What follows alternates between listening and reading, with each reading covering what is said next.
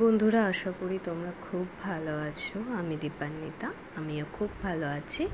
তো এই গরমে একঘেয়েমি রেসিপির মধ্যে থেকে বেরিয়ে আসার জন্য আর এই গরমে একটু টক মিষ্টি রেসিপি খেতেই বেশি ভালো লাগে, তাই আজ আমি তোমাদের শেয়ার করছি আম মরিচ এবং কাতলা দিয়ে এই আম মরিচ কাতলা রেসিপি। এই রেসিপিটা খুবই সহজ, তোমরা ঘরে যখন তখন বানিয়ে নিতে পারবে। কিছুমাত্র 2-4টে উপকরণ দিয়েই বানিয়ে নিতে পারবে খুব সহজে। তো ঘরোয়া একটা সহজ রেসিপি, তোমরা একবার বানিয়ে ফেলো, আশা করি তোমাদের খুব ভালো লাগবে। আর এই গরমে আমি আবারও বলছি, আমার তো খুবই ভালো লাগে একটু টক টক মিষ্টি মিষ্টি খাবার খেতে।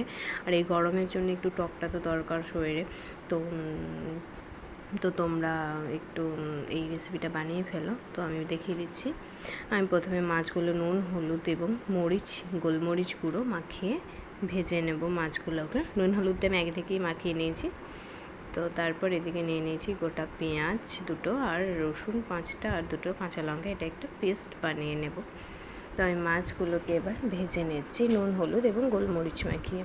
তো ভেজে নেওয়ার পর ওই ফ্রাইং প্যানে দিয়ে আমি দিয়ে দিয়েছি তেল আর দিয়ে দিলাম গ্রেট করে রাখা আদা। তো আদাটা একটু ভাজা ভাজা হয়ে এলে তারপর আমি ওই পেস্টটা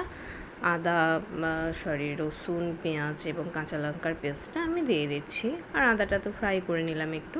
তো তারপরে একটু বাটিটা ধুয়ে জল দিয়ে তারপরে দিয়ে দিলাম নুন, স্বাদ মতো হলুদ দিলাম, তারপর দিলাম চিনি আর দিয়ে দিলাম কাশ্মীরি লঙ্কা গুঁড়ো আর দিয়ে দিলাম একটু গোলমরিচ গুঁড়ো।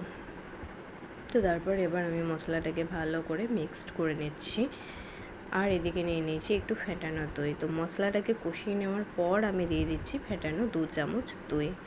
এবার আমি দইয়ের বাটিটা ধুয়ে আর একটু দইটার মধ্যে জল দিয়ে দিলাম। তো তারপর মশলাটা একটু ভালো করে হতে দেব। তো মশলা ভালোভাবে ফুটে গেছে, এরপর স্লাইস করে রাখা আমগুলো আমি দিয়ে দিলাম। আমের পরিমাণটা তোমরা অবশ্যই বুঝে দেবে, খুব টক হলে বেশি দেবে না। তো তারপর মশলাটাকে ভালো করে নাড়িয়ে চাড়িয়ে নিয়ে তারপরে আমি ওর মধ্যে মাছগুলোকে ভেজে রাখা মাছগুলো দিয়ে দিলাম এবং তারপর পরিমাণ মতো লেভেলটা ঠিকঠাক রেখে একদম সমান লেভেলে রেখে জল দিয়ে কিছুক্ষণের জন্য 5 থেকে 7 মিনিট লো থেকে মিডিয়াম ফ্লেমের মধ্যে ফুটতে দেবে এবং তারপর তোমরা একটু করে করে মাঝের মধ্যেই দেখবে ঢাকনা খুলে। তো আমি দেখো ঢাকনা খুলে দেখে নিচ্ছি। আমি 7 মিনিটের মতো প্রায় ফুটিয়ে নিলাম ভালো করে। গ্রেভিটা খুব সুন্দর জমেও গেছে। তো খুব ভালোভাবেই আমার রেডি হয়ে গেছে দই কাতলা।